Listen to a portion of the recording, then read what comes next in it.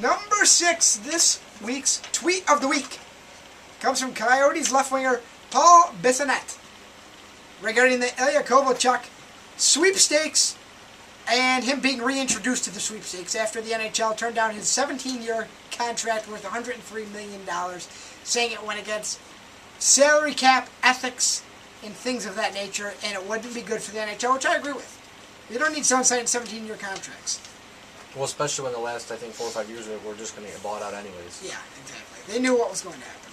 Well, that's the problem that New Jersey and Kovalchuk's having with it, is that there's other players with similar deals. Like Roberto Luongo has a deal, like even Danny Briere for the Philadelphia Flyers. He has a deal just like that. The last, I think, 3 or 4 years of his contract only have like $1 million each year. I know we're kind of pushing the tweet off for a second, but I think what's happening actually is the NHL PA is actually trying to base an argument around it. There's other players that have those type of contracts. You know, why, if not that, or if them, why me? You know. Well, there is one big difference. Kovalchuk's making $11.7 million, and his salary is being decreased by like $7 million. When Briere is only making, I don't know how much he's making. Like, it is a pretty smart idea. Briere's making like $6-7 million. Yeah, he's somewhere making around good change. He's making good change, but it's not $11.7 million.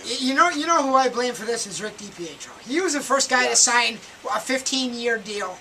It's just unnecessary. I know there's been guys over the course of sports that have signed long deals like that. Like Steve Young with the USL. Yeah. But I mean, everybody knew after that first season, the entire portion of the USFL is to get guys to the NFL. And people had a feeling he might leave. You know what I mean? These long contracts in the NHL, I'm not sure what the point of them is. Because you don't know, one injury can change the career of a guy. And you're going to pay him for the next decade and a half. But by the way, what did the tweet say? Here's the tweet. Again, from Coyotes left winger Paul Bissonnette. Kovalchuk's going to have to give dances that you might find in a male enjoyment hall. I won't say the extra word. For 20 years instead of getting him now that he got rejected. Sorry, communist. Back to the Soviet. Wow, that's what I like to hear. Go back to First off, what a hockey name from what was it, Bissonnette? That's a great hockey name.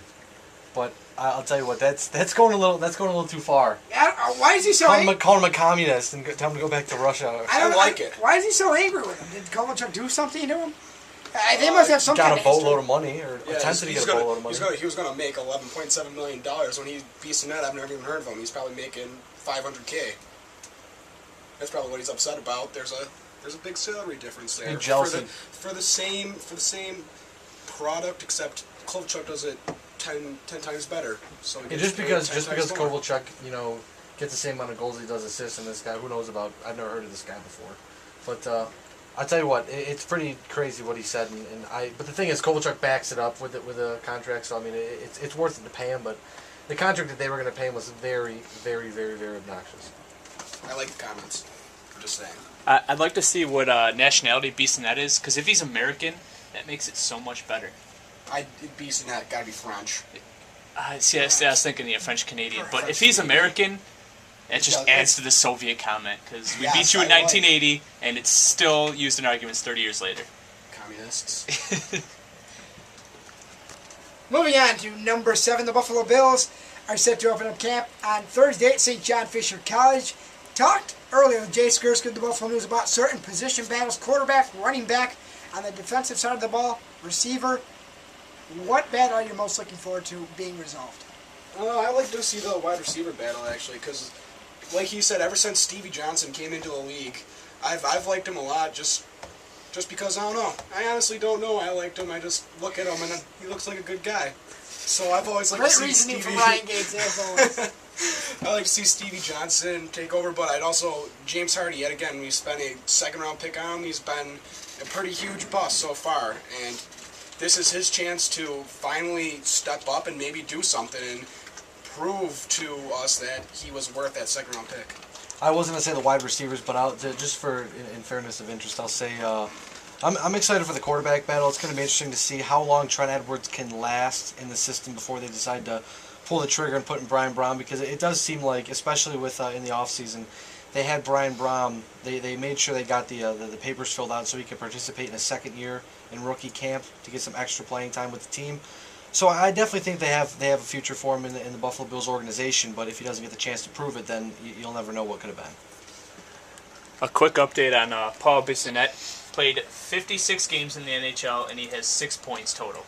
So I don't know exactly who he is to talk. But I'm interested in the running back battle. I don't totally disagree with Ryan Gates' idea about just a 3-back system, no quarterback. I don't see a problem with it. NFL street style. Right. Chan Gailey's from the ACC. They run some option out there.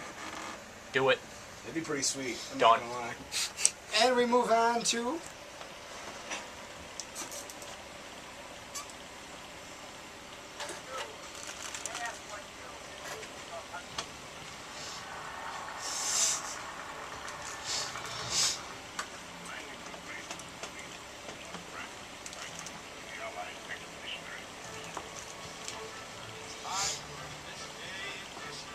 it is time for this day in history, and this day in 1890, we talked about him a little while ago, going way back in the sports vault, his last minor league appearance, 23-year-old Cy Young strikes out 18 batters, tossing a no-hitter in the tri-state contest against McKeesport, Pennsylvania. As we said, McKeesport, solid team. Solid team. amassed 511 wins in a 22-year Hall of Fame career. And we also have a little bit because... No, I'll save that. We can save that. Saw another little interesting tidbit, but we'll have it at Cy Young. We'll have it be his moment. Especially talking about Hall of Famers. 18 batters.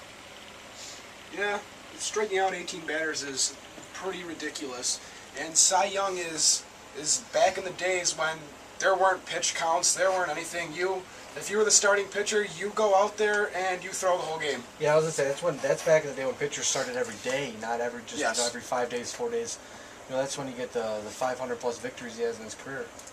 And like 300 complete games. Yeah, he went out there. He went out there and he definitely dominated, and that just shows. I mean, in minor league, he just went out there and was just showing off and goes, he was the type of pitcher that just kind of said, this is my pitch, hit it. If you can't, then too bad. So that was, it's. Do you think he had Strasburgian hype? I think it was bigger than Strasburg. It probably took a ways to get around the globe. Yeah.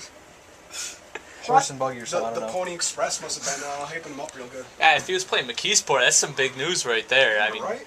You get Cy Young in there, and that stuff's blowing up. Cy Young, he's a heck of a pitcher. I base it on, if you have a trophy named after you or an award, then you're really doing something. What about the Lady Bing? Or the Stanley Cup, really. The sportsmanship, yeah, we'll talk about the Lady Bing after. Number 8, Dan Herron on the move. He is now on his way to Los Angeles. He's a member of the Angels. Another big name could be moved, Roy Oswalt. Both being thrown around in trade rumors. Which will be a better acquisition? Let's say if Oswalt does go somewhere. Not talking where they go, better situation. Who's a better acquisition to make a push? Well, I think Oswalt would be a better acquisition. Because right now he's just playing on a team that, me being an Astros fan, they're awful. We saw a game in Pittsburgh, me and Gary last week. They gave up 19 hits to the Pittsburgh Pirates. And Paul Maholm, which I thought was it's Maholm, not Malholm, or I don't even know, threw in 3-hitter. The Astros are awful, so I feel like Oswalt's kind of tossing the towel for the Astros, and if he moves to a contender, I think he can really turn it on and become a pitcher that we've seen in the past. He's put together 20-win seasons with a career ERA of about 3.19. The guy can pitch, and wherever he goes is going to be a contender. That'll make him a lot better. I think Roy Oswalt would be like the Cliff Lee deal, where he's doing kind of mediocre for his current team, but then when he goes to his new team, obviously a playoff contender, he'll just turn it on and just really help the team out. I mean, Dan Herron's a good pitcher, but I don't really know if he is the answer for the Los Angeles Angels of Anaheim. But I definitely do think if Roy Oswalt gets traded, they said that Oswalt most likely was going to be going to St. Louis. St. Louis, yeah. So if he goes to St. Louis, maybe he'll let Pujols drive his tractor or something. I don't know. He did get a tractor. Yeah, we did talk about his tractor, but if he goes to Seattle or St. Louis, you got to throw in the fact that Dave Duncan's there, arguably the best pitching coach in the major leagues. But Roy Oswalt, you said we saw him in Pittsburgh, and me owning him in fantasy, he is just quick.